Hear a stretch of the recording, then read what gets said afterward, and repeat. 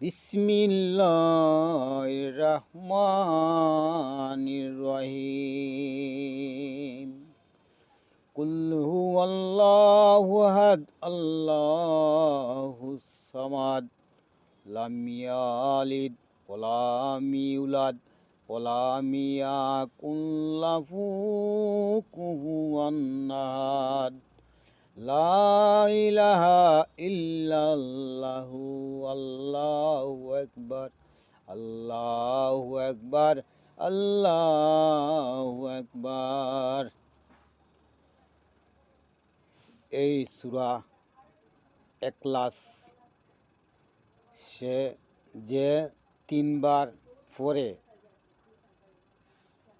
প্রতিদিন যে তিনবার পড়বে তার জন্য আলাদা আল্লাহ সওয়াব রাখবে, তার জন্য আলাদা একটা রহমত রাখবে। আল্লাহ পাক এমন সূরার মধ্যে এমন রহমত, এমন দয়া দেয়া দিছে।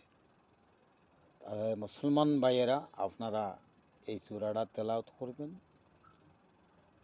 প্রতিদিন তিনবার, সকালে তিনবার, বিকালে তিনবার পড়বেন। দেখবেন আল্লাহ পাক আপনাদের কোনো বিপদ আপদ থাকলে সব দূর করবে ইনশাআল্লাহ। আমিন।